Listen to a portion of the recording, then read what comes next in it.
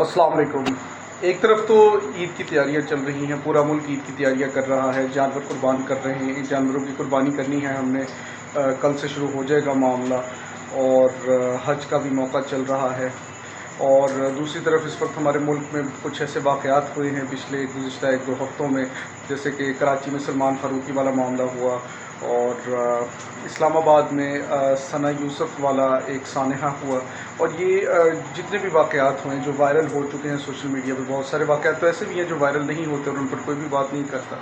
ये वाक़यात चूँकि वायरल हो गए हैं, और जो ये सना यूसुफ वाला जो सानहा हुआ है, जो कत्ल हुआ है, इसकी तो इस पर तो बैनुल अक़वामी सतह पर बात हो चुकी है। अल जज़ीरा हो, हिंदुस्तान टाइम्स हो, मुख्तलिफ इंटरनेशनल न्यूज़ आउटलेट्स इस पर बात कर रहे हैं।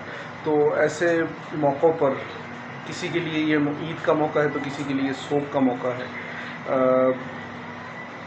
हम यही दुआ कर सकते हैं कि जो मरहुमा हैं, अल्लाह ताला उनके वालिदैन को सब्र जमील अता फ़रमाए, और उनकी जो भी गुनाह हैं उन्हें माफ़ फ़रमाए, उनके उस बच्ची के दर्जात को बुलंद फ़रमाए। और दूसरी बात यह है कि जो हमारे मुल्क की मामलात हैं इन पर बात करना ज़रूरी है। जो भी ये मामलात हैं, चाहे अमीर का गरीब पर ज़ोर होना, और अमीर का कानून को कुछ ना समझना, और फिर उसके बाद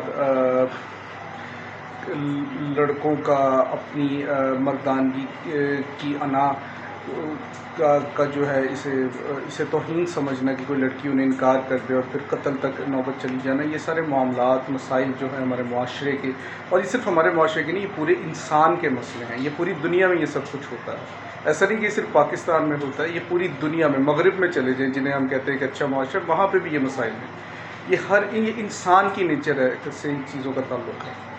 इन चीज़ों का ताल्लुक़ किसी एक पाकिस्तानी मुआशरे से नहीं है। तो इन मसाइल पर हम इंशाअल्लाह कोशिश करेंगे बात करने की, और कोई बेहतर हल निकालने की। मुख्तलिफ़ मेहमानों के साथ भी हम इंशाअल्लाह कोशिश करेंगे बात करने की। ख़ुद भी हम इस पर अपना तज़किया पेश करेंगे कि कैसे इन चीज़ों को बेहतर किया जा सकता है।